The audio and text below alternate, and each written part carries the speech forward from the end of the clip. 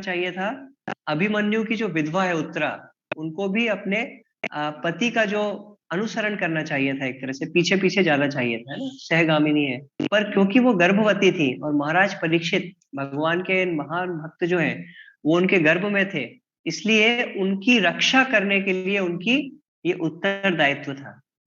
तो प्रभुपाद यहाँ पे एक सिद्धांत बताते हैं कि एक माता जो होती है, एक शिशु की जो माता है, उसकी बहुत बड़ी एक जिम्मेदारी होती है कि शिशु को हर तरह से संरक्षण देना, उसकी सुरक्षा करना। और इसलिए उत्तरा को भगवान के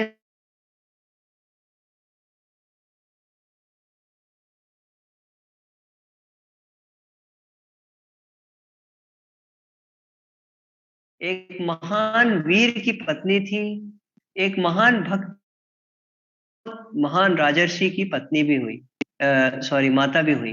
तो इस तरह से वो हर तरह से बहुत सौभाग्यशाली थी।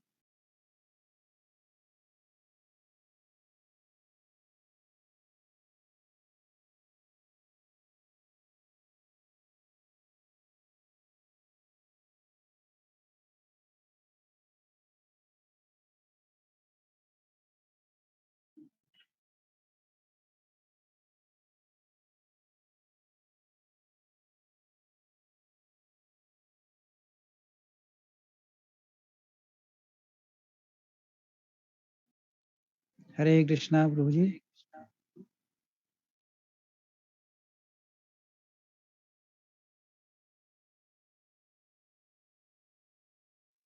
हरे कृष्णा। तो प्रभुपाद ने जो तात्पर्य बताया प्रभु ठीक से सुनाई दे रहा है ना? यस प्रभु जी। प्रभुपाद ने, हाँ, प्रभुपाद ने तात्पर्य में बहुत महत्वपूर्ण पॉइंट इसमें बताया। तो बहुत इंपॉर्टेंट पॉइंट इसमें,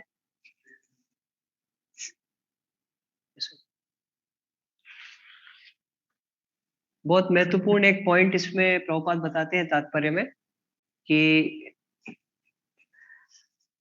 जो एक शिशु की माता होती है उसका बहुत बड़ा कर्तव्य होता है कि हर एक परिस्थिति में शिशु की रक्षा करना। हम्म।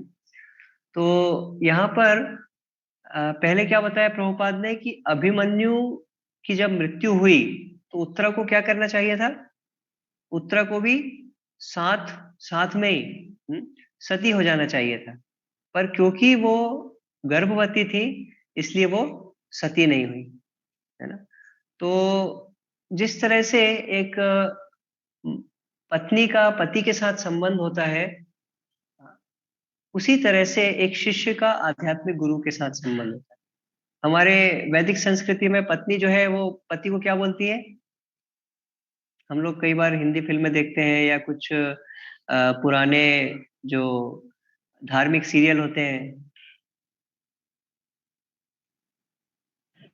धर्मपति। हाँ धर्मपति। अच्छा, पता नहीं, हिंदी के बहुत सारे सीरियल पहले आते थे ना, महाभारत, रामायण, तो उसमें जो स्त्रियां हैं वो क्या बोलती है अपने पति को? गुरु। पति गुरु।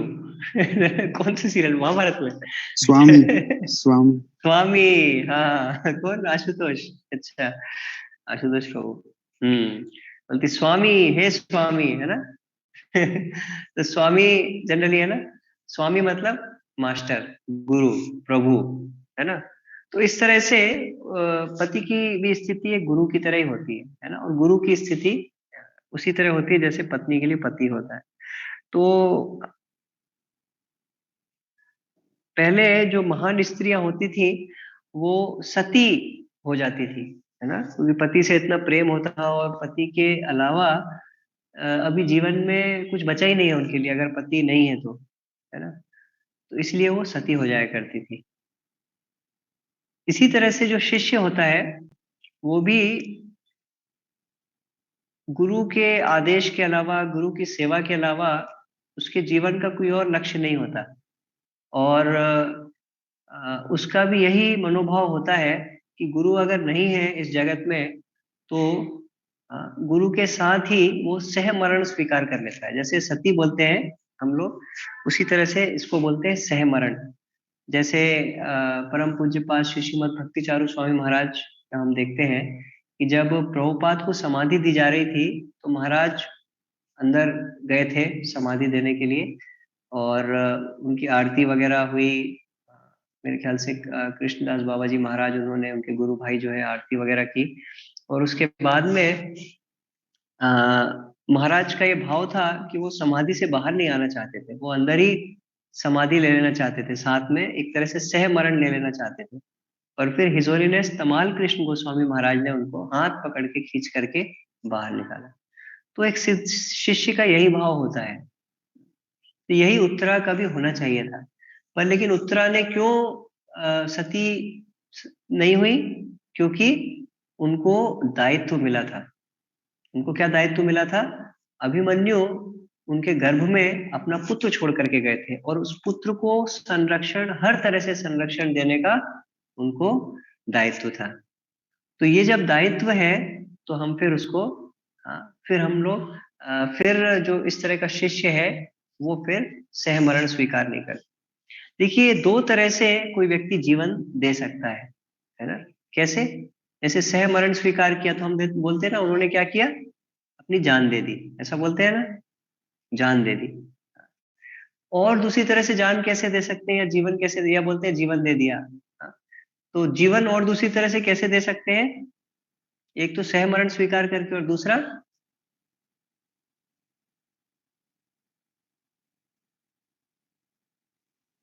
उनका आदेश का पालन कर। हाँ, और उनके आदेश का पालन पूरे जीवन भर करके, है ना? तो एक तो यह है कि हमने जीवन दे दिया, कैसे? साथ में हमने जान दे दी, एक ये तरीका हो गया। और दूसरा तरीका यह है कि हम जीवित रहे, हमने मृत्यु को स्वीकार नहीं किया, पर लेकिन एक तरह से, मतलब उस जीवन का हर एक क्षण जो है हमने केवल उनके आदेश को पूरा करने के लिए ही लगाया है। तो एक तरह से हमारी उस समय मृत्यु हो गई। बाकी हर एक विचार से अगर देखें, दूसरे सारे दायित्वों से मृत्यु हो गई, और केवल एक ही दायित्व, जो कि हाँ, उनके आदेश को पूरा करना है, उनकी सेवा करना है, वही एकमात्र दायित्व अगर बचता है, तो ये भी जीवन देना ही कहलाए। जैसे कि प्रभुपाद ने उनको श्री श्रीमद भक्ति चारू स्वामी महाराज को बोला था, और भी प्रभु को भी बोला होगा, give this one life to Krishna.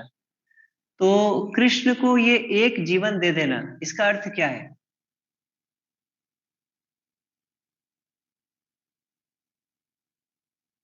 मतलब इतने सालों से तो तुम एंजॉय करते आ रहे हो, बट इस लाइफ को कृष्ण की ओर डेडिकेट कर दीजिए।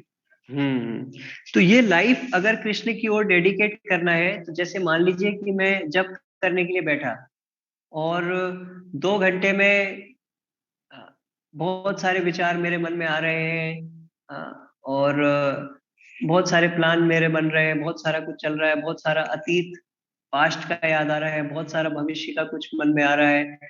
तो 2 घंटे मैंने कृष्ण को दे दिए, इसका मतलब क्या हुआ?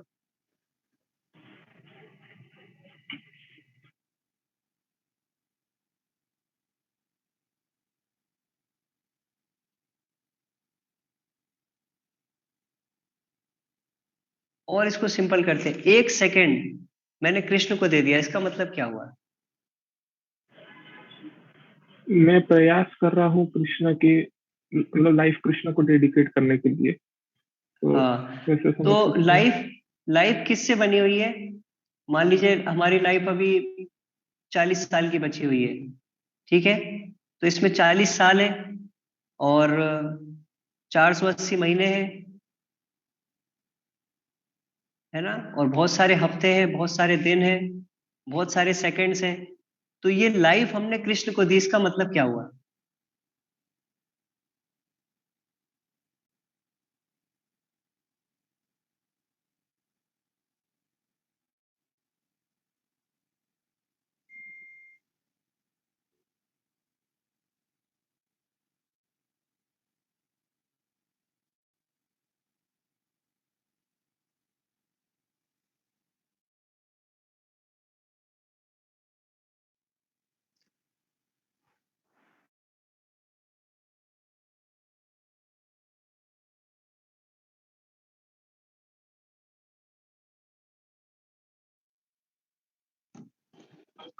सारा हम मन और पूरे मन से हम भगवान की चिंतन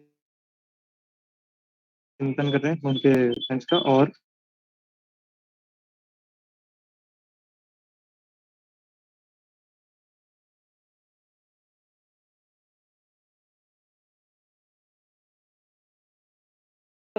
कितने समय के लिए?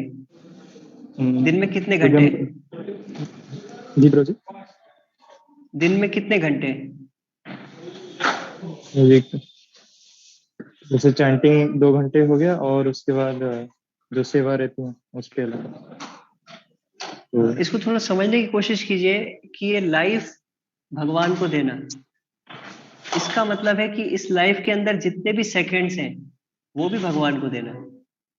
अगर मैं बोल लूं आपसे कि ये लाइफ मैं आपको दे रहा हूं पर सारे सेकंड्स में अपने पास रख रहा हूं, इसका मतलब क्या हुआ? लाइफ में पूरी आपको दे देता हूं और उसके सेकंड्स जो है सारे मैं अपने पास रख लेता हूं। हिपोक्रेसी। तब तो बहुत छोटा स्पैन हुआ लाइफ का। छोटा हो गया। तो मैंने आपको क्या दिया फिर?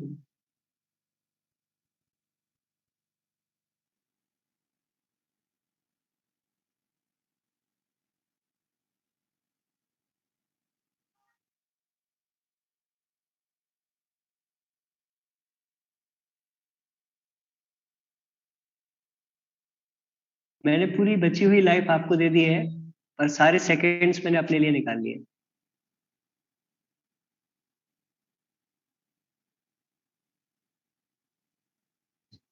भारी चीटर है प्रभु जी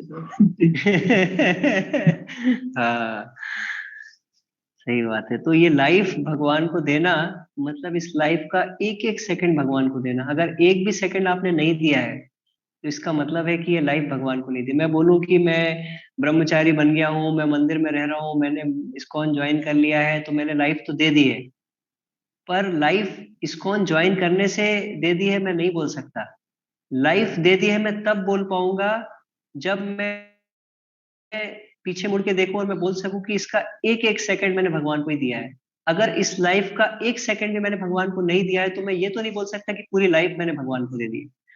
अगर मैंने इस लाइफ में 50% सेकेंड्स जो है सारे, जैसे मेरे पास अभी 5 सेकंड है तो 5 सेकंड में 2.5 सेकंड, या मेरे पास अगर 1 मिनट है तो उसमें से 30 सेकंड मैंने केवल भगवान का ही चिंतन किया है, भगवान की सेवा के बारे में ही सोचा है, डिवोशनल फीलिंग्स में ही था मैं। किसी भी तरह का कोई प्रज्वल, किसी भी तरह का कोई अन्य विचार, कुछ भी, या मन में जो भी नॉनसेंस चलता रहता है जिसका कोई अर्थ ही नहीं होता है, निरर्थक जो है, वो नहीं किया है कुछ भी, तभी मैं बोल सकता हूँ कि मैंने 50% लाइफ कृष्ण को दी है। अगर जब मैं 2 घंटे में से या 108 जो मंत्र मैं करता हूँ उसमें से 54 मंत्र मैंने पूरी प्रार्थना के साथ में, पूरे ध्यान से सुनते हुए, पूरी चेतना के साथ में मैंने अगर जपे हैं, तब मैं बोल सकता हूँ कि 50% मैंने कृष्ण को दे दी है लाइफ, या कम से कम वो 2 घंटे के लिए। अगर मैंने उसमें से 25% सुना है तो बोल सकता हूँ कि 25% दिया है। 10% सुना है तो बोल सकता हूँ कि 10% दिया है। तो हम पूछ सकते हैं खुद से कि हम कितना दे पाते हैं और कितना कर पाते हैं। व्यक्तिगत रूप से मैं जानता हूँ कि मैं तो बहुत कम कर पाता हूँ। तो वास्तव में ये जैसा आपने बताया ये मेरे ऊपर पूरी तरह लागू होता है। तो इसलिए ये लाइफ देना 2 तरह से हो सकता है, एक तो सहमरण स्वीकार करके, और दूसरा है कि हम जीवित रहें पर लेकिन हर एक क्षण जीवन का, हर एक क्षण बिना किसी एक्सेप्शन के, 24 आवर्स में से हर एक सेकेंड, हाँ, केवल उसी उनकी सेवा में ही लगाए। तो इसमें से कौन सा आसान है?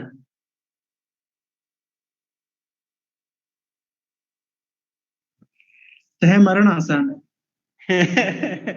हाँ, तो इसलिए जो बुद्धिमान स्त्रियां होती थी वो सती बन जाती थी। पर यहाँ पर उत्तरा सती नहीं हुई। क्यों? क्योंकि उनको दायित्व मिला था। वो गर्भवती थी।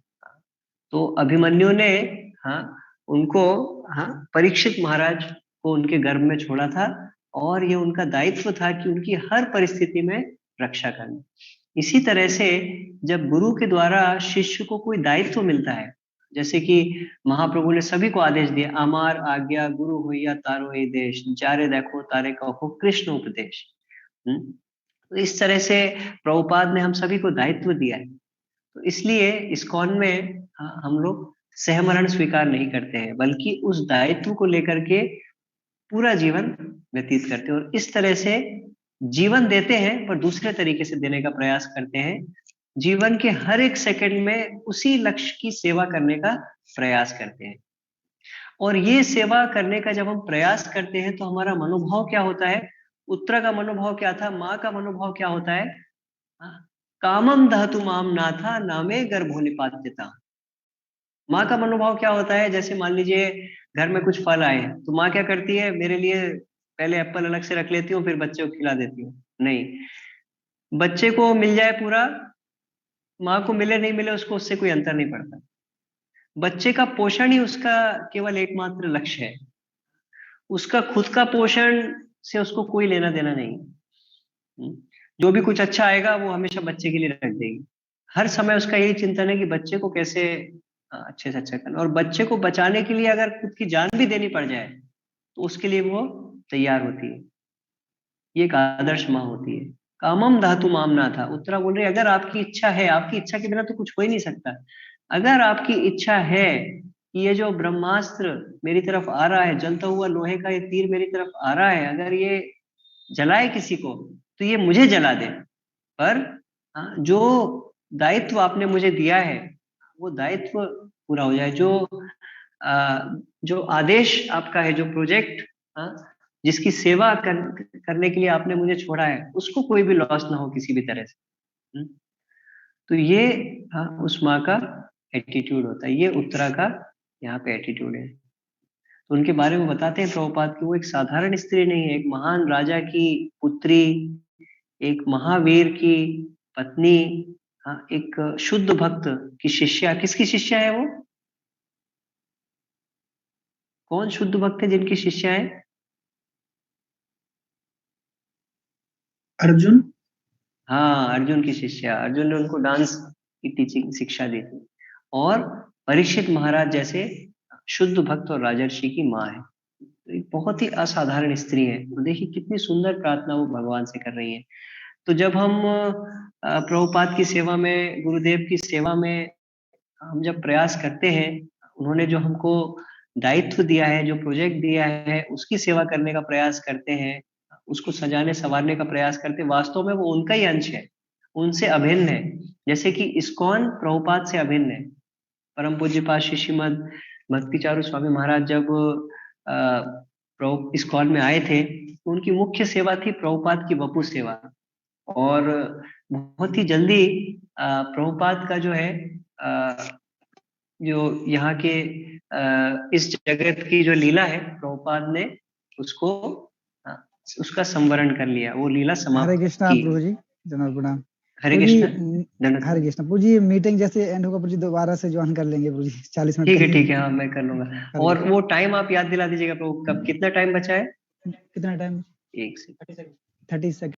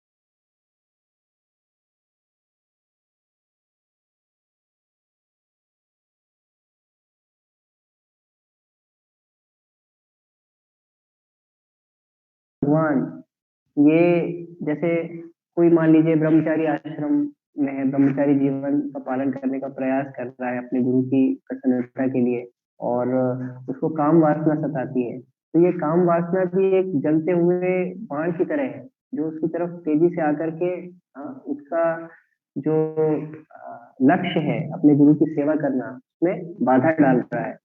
तो इस तरह से प्रार्थना कर सकते हैं कि अभी द्रवती माम ईशा शरस्तप्तयसो विभु कामम दहतु माम नाथा नमे गर्भ निपाते, कि आपने जो भक्तिलता बीज मुझे दिया है, वो भक्ति की मैं रक्षा करने का प्रयास कर रहा हूँ, और ये जो काम वासना है या ये जो भी समस्या है ये मुझे उससे विचलित कर रही है, और मेरा ये जो सेवा है मेरी उस उसमें बाधा डाल रही है, बाधा या किसी तरह का व्यवधान पड़ने का खतरा इसमें आ रहा है, तो कृपया आप मेरी रक्षा कीजिए।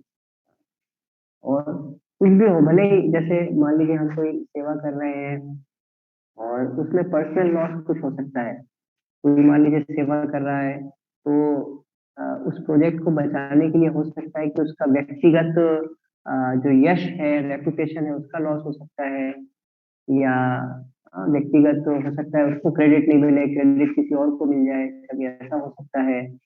इस तरह से सूक्ष्म रूप से या स्थूल रूप से हो सकता है कुछ अच्छी खाने की चीज है उसको नहीं किसी और को मिल जाए, ऐसे कई तरह से कोई ना कोई लॉस हो सकता है।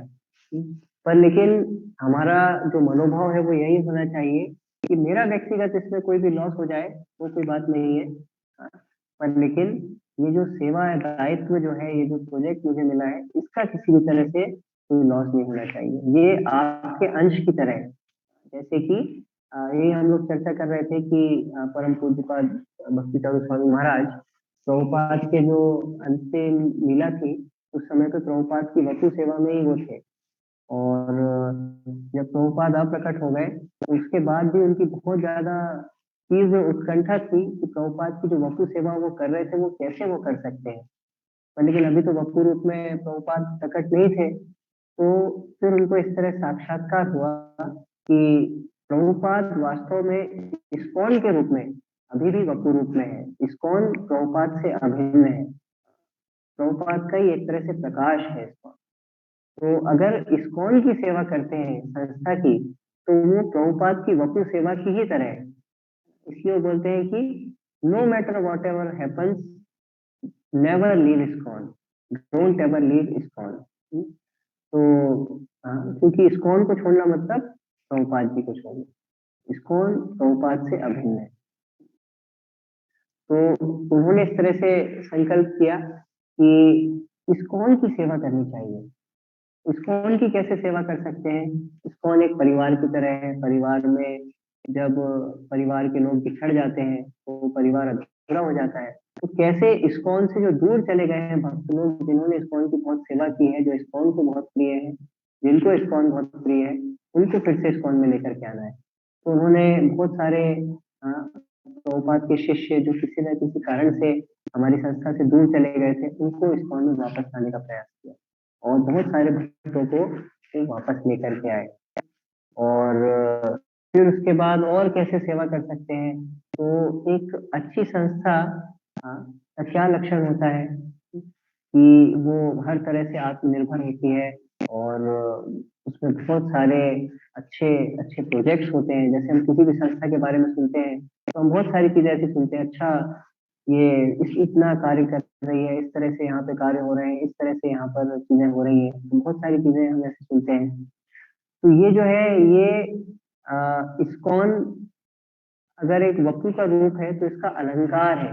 इस तरह के अच्छे अच्छे अगर ऐसे कुछ प्रोजेक्ट होते हैं हमारे, तो उन्होंने इस तरह के प्रोजेक्ट्स को विकसित करने का प्रयास किया ताकि वो प्रभुपाद का जो ये दूसरा वपु रूप है इसको बहुत सुंदर तरीके से अलंकृत कर सके। और उसी में से एक प्रोजेक्ट है, जैसे कि रामानंद कृष्ण प्रभु शुरुआत में बता रहे थे कि ये ऑल्टर प्रोजेक्ट जहाँ पे भगवान के लिए मंदिर बनाए जाते हैं, तो उस तरह के प्रोजेक्ट में मुझे सेवा करने का एक अवसर प्राप्त हुआ मेरे अपने शुद्धिकरण के लिए, जिसका मैं प्रयास कर रहा हूँ। तो यही एक ये है कि जो गुरु का आदेश होता है वो गुरु से अभिन्न होता है। अगर हम उस आदेश की सीख रहे हैं या उस आदेश का पालन करने का प्रयास कर रहे हैं तो वास्तव में हम गुरु से कभी भी बिछड़े हुए नहीं हैं, गुरु के साथ में हमेशा है। और यहाँ तक कि अगर हमको कभी गुरु की वपुर सेवा करने का अवसर नहीं भी मिलता है तो भी उस आदेश की सेवा करने के माध्यम से हम गुरुदेव की वपु की सेवा कर सकते हैं। और अगर हम उस आदेश का पालन नहीं करते हैं तब हम वास्तव में गुरु से दूर हो जाते हैं, तब वो वास्तव में जो है वो वियोग है। अगर हम उस आदेश का पालन कर रहे हैं तो कभी भी वियोग की स्थिति नहीं होगी।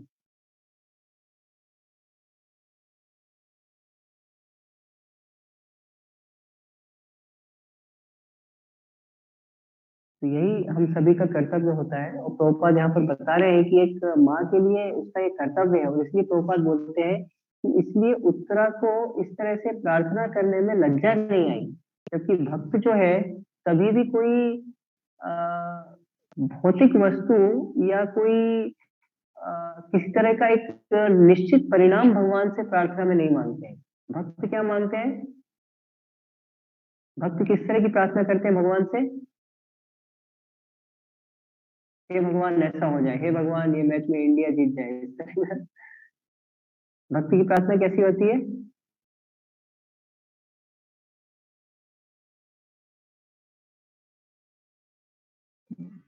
माम जन्मनि जन्मनि शरीर भक्तार भक्ति रहे तो जीते। हाँ, और हम लोग क्या बोलते हैं? जैसा आप चाहें, है ना, हम बोलते हैं ना, क्योंकि हमको लगता है पता नहीं ठीक क्या होगा गलत क्या होगा, हम बोलते हैं भगवान आप जो चाहें, है ना।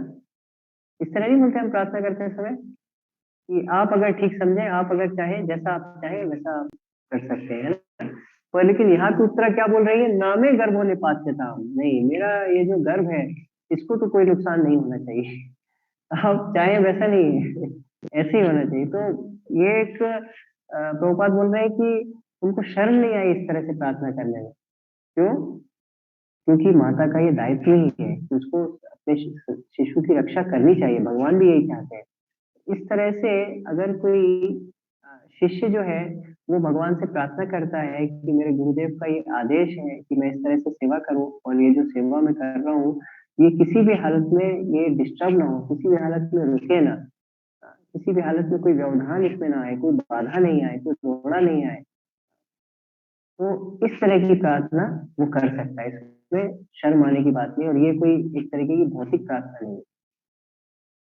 तो हम देखते हैं प्रभुपाद जी के जीवन में भी कितने अद्भुत तरीके से प्रभुपाद ने अपने गुरु के आदेश को किस तरह से अपने हृदय में उतारा, और हर एक प्रयास केवल उसके आदेश को पूरा करने के लिए किया। प्रभुपाद के जीवन में जो कुछ भी प्रभुपाद ने किया सब कुछ उसी आदेश की पूर्ति की दिशा में ही प्रयास रहे सारे के सारे प्रभुपाद के, केवल एक ही दिशा में फोकस के साथ पूरे प्रभुपाद ने प्रयास किए। और प्रभुपाद के सभी शिष्यों के बारे में भी हम यही देखते हैं कि इस तरह के प्रयास उनके एक बहुत ही अद्भुत हमको अपनी गुरु परंपरा से इस शिक्षा प्राप्त होती है। प्रभुपाद के जीवन में हम बहुत सुंदर तरीके से इसको देख सकते हैं कि कैसे ये प्रैक्टिकली हो रहा है। तो मैं यहाँ तक ही बोलूंगा, अगर इसमें कुछ और आप लोग जोड़ना चाहते हैं, बहुत विस्तृत विषय वस्तु है ये, और अगर इसमें कुछ किसी का कोई संशोधन है, कोई बात ठीक नहीं हुई हो, आप उसको करेक्ट करना चाहते हैं, या किसी का कोई प्रश्न है तो आप लोग यहाँ पे बोल सकते हैं।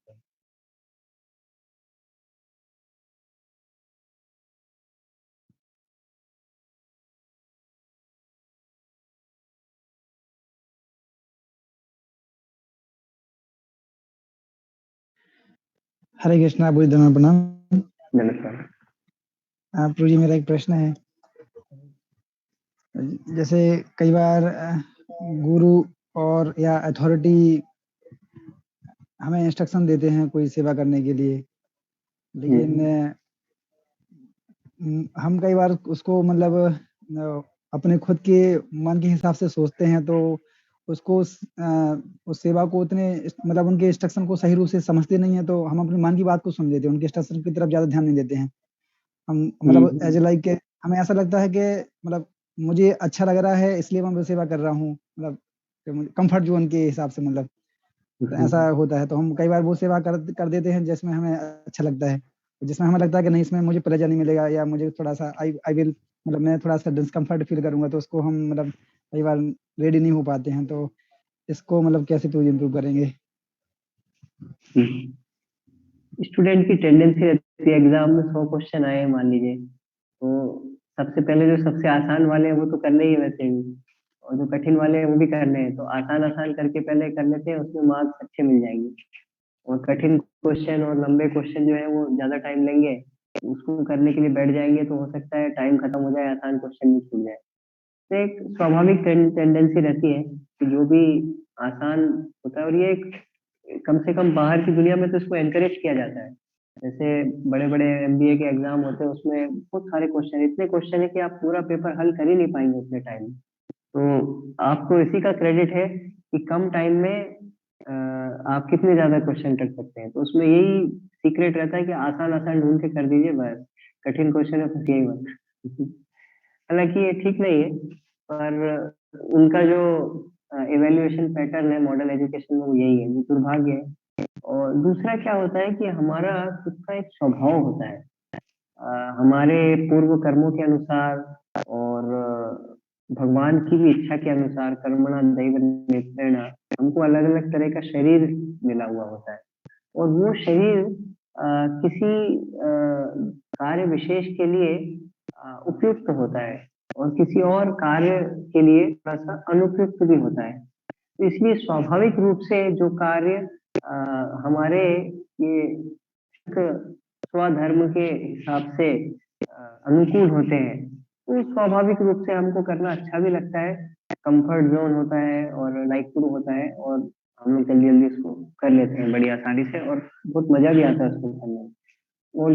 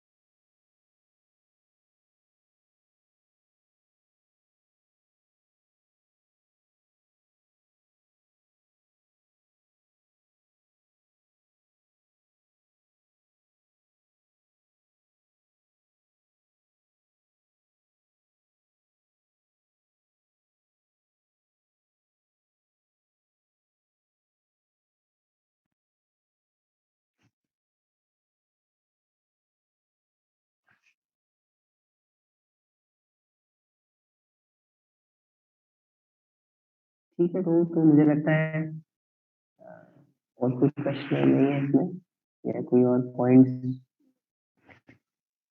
हरे कृष्णा। हरे कृष्ण। हरे कृष्णा प्रभु जी। हरे कृष्ण को तुकाराम को। प्रभु जी, आपने जो एक मतलब हम लोग भागवत में कितनी बार पढ़े श्लोक को, लेकिन कभी इसका इतना डीप मीनिंग हमने कभी सोच भी नहीं सके, तो आज आपने इसका बहुत इतना डीप मीनिंग बता दिया। प्रभुपाद ने तात्पर्य नहीं बताया, वो तो मैं अलग से कुछ नहीं। तो प्रभु जी, मैं सभी भक्तों से एक इंसिडेंट शेयर करना चाहूंगा, जिसके मतलब इस पूरे जो आपने क्लास दी इसका मतलब एक एक्सपीरियंस। तो एक बार मैं न्यू डिवोटी ट्रेनिंग में था, और प्रभु जी इंचार्ज थे, अभयचरण प्रभु। तो एक बार हाँ, उज्जैन में गुरु महाराज ने डोम थिएटर लगाया था, और दुर्भाग्य से उस वहाँ पे बहुत बुरा तूफान आया था। तूफान में सब कुछ तहस नहस हो गया था। तो हम लोग देख रहे थे, ऐसे एसी फिके हुए हैं और फैन फिके हुए हैं, लाइट्स फिकी हुई है, प्रोजेक्टर गिरे हुए हैं। तो मैं और राम मोहन को हम लोग ऐसे गए थे वहां पे। तो हम लोग उस समय इतना इमेच्योर थे, तो हम लोग को समझ नहीं आ रही थी इस मैटर की सीरियसनेस। तो हम लोग हंसे रहे थे, खिलखिला रहे थे, इधर उधर गप मार रहे थे। तो मतलब हम लोग नहीं समझ पाए थे कि ये गुरु महाराज का इतना सारा लॉस हो गया इसमें। तो उस समय पहली बार हमने प्रोगी से डांट खाई थी, मतलब जीवन में पहली बार। लेकिन उस समय रियलाइज हुआ कि हम लोग मतलब कितना इंपॉर्टेंट चीज मिस कर रहे हैं। मतलब हम नहीं देख पा रहे हैं कि ये मतलब गुरु महाराज का प्रोजेक्ट है, गुरु महाराज ने इतना मेहनत से इसको खड़ा किया है, और हम लोग हमारे मतलब हंसने खिलखिलाने लगे। तो वहां से दो शिक्षा मिली। मतलब एक तो मतलब ये देख पाए, जैसे प्रभु जी ने आज जो भी क्लास लिया है, तो प्रभु जी उसके अंदर साक्षात पर्सोनिफिकेशन है। और गुरु महाराज की मतलब प्रोजेक्ट एंड प्रॉपर्टी को सेव करने के लिए मतलब प्रभु जी मतलब दृढ़ है। और उस दिन के बाद से मतलब एक्चुअली वो पहली बार समझ पाया कि हमको इस दिशा में भी सोचना है। मतलब डिसाइपल का केवल मतलब ये नहीं होता है कि चैंटिंग कर रहा है और बस प्रसाद ले रहा है। डिसाइपल मतलब एक बहुत ऊंचा मनोभाव लेके चलता है। तो प्रभु जी आपका मतलब हार्दिक धन्यवाद। आपने उस दिन वो शिक्षा नहीं दी होती तो आज मतलब हम उसी चेतना में रहते। सॉरी, वो मैंने आपको डाटा उस दिन आपको तो नहीं, पर तो बहुत स्पेशल डिवोटीज है। मेरा बहुत बड़ा सौभाग्य रहा कि आप लोगों का एसोसिएशन मुझे मिला, और मैं डेफिनेटली बहुत चेरिश करता हूँ उस टाइम को। और आप लोग प्लीज प्ले करते रहिए ताकि मैं स्पिरिचुअल लाइफ में बना रहूं और अपने आप को हमेशा भक्तों के तुच्छ से तुच्छ सेवक के रूप में देख सकूं और भक्तों की इसी मनोभाव से सेवा कर सकूं। प्रभु जी, अब पुरी आने का कुछ प्लान है प्रभु जी आपका? आपको तो नहीं। आप हम तो सब लोगों उज्जैन को काफी आपके टाइम से एसोसिएशन की नहीं आए जरूरत थे। है प्रभु जी। आप प्रभु जी? मुझे भी जरूरत है तो एक्चुअली आप तो काफी टाइम से उज्जैन नहीं आए, मुझे ऐसा लगता है ना। अभी आया था प्रभु जी, बहुत व्यास पूजा।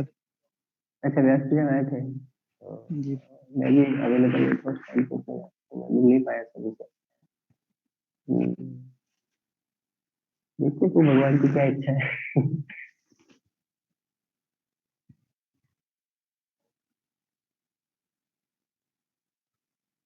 और किसी को प्रश्न है तो पूछ सकते हैं तो।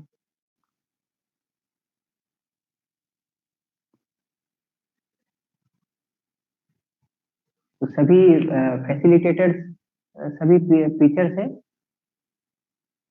जी प्रभु जी। वेरी गुड, बहुत अच्छा आप लोगों ने ग्रुप बनाया है और बहुत अच्छे से फॉलो करते हैं। तो सभी को मैं यही रिक्वेस्ट करूंगा कि इसको बहुत सीरियसली लेने की कोशिश कीजिए।